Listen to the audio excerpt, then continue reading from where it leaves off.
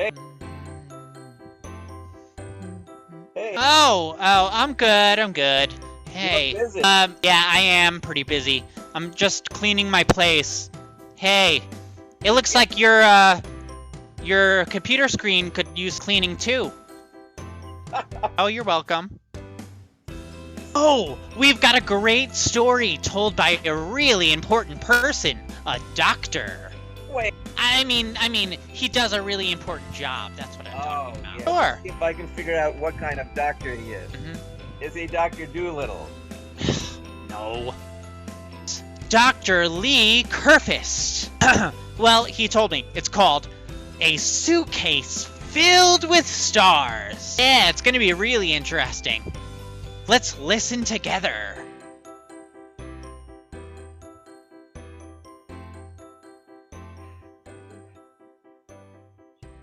A suitcase filled with stars. I was playing with a tiny train in my room early in May. When my mother opened the door, well, I continued to play. Would you like to go to Grandma's? She asked that sunny afternoon. Yes, I would, I replied. Please, can we go and visit soon? Can I have a sleepover? I asked. Only for one night. My mother looked back with my smile so wide and my eyes so bright. You'll have to decide exactly what toys to take to her place, my mother said as I reached under my bed and pulled out a suitcase. It was a big black suitcase with a big old lock on top. It had wheels on the bottom without any brakes to stop. When I went to Grandma's, she liked to celebrate. And so my grandma always let me stay up very late. I wanted to take all my toys, anything that I could find, but I knew I'd have to decide which to take and which to leave behind. I knew, of course, that not all the toys that I had could go. I wanted to take the toy horse from my toy rodeo. I packed a toy helicopter that never left the ground. I rolled some cars into the suitcase without a sound.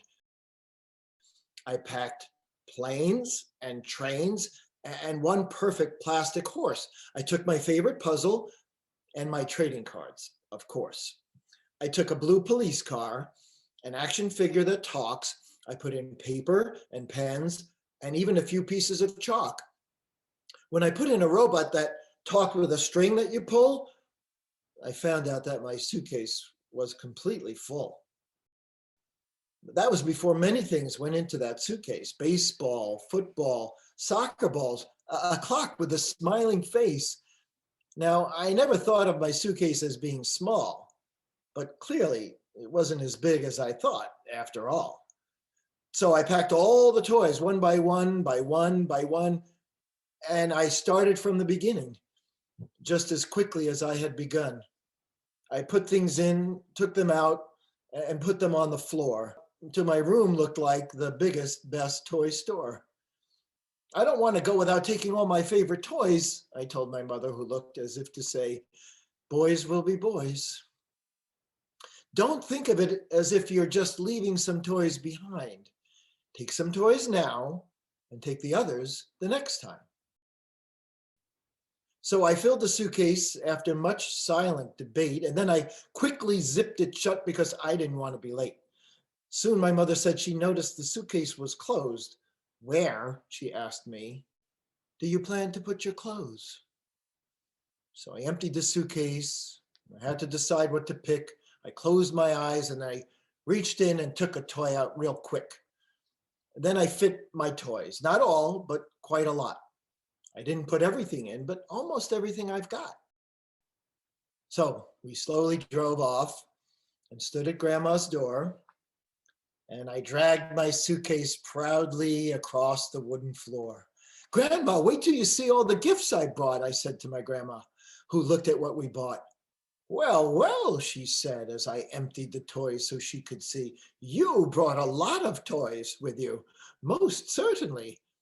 Then we played and played with all the trains and cars, and I told her I had to leave behind many more.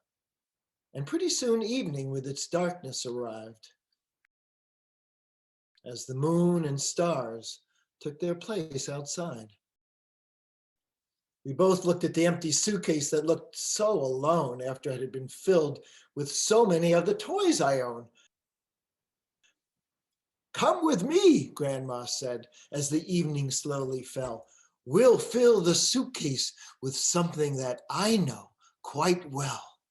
And we wheeled the suitcase out on the wooden porch, and we stood beneath the stars shining like a torch. She said, pretend the stars are apples floating all around. Reach up and then pretend that you can pull them down. We reached and pretended that we could just collect stars that hung in the sky like fish caught in a net. She said, let's hurry and fill the suitcase with stars. We'll just reach up and soon they'll all be ours. So we reached and we reached to see who could snag the most stars high above and stuff them in the bag. And pretty soon we had a suitcase all filled with stars that had once been filled with toys and trains and cars. See how much fun you can have with thoughts, not things, my grandmother said. The best toys are always your own imaginings. And I told her that I still liked toys, but she was also right. We had a lot of fun with things made of love and life and light. And so that night, I went to bed in a world so full of noise. And I looked out the window at the stars shining like a million toys.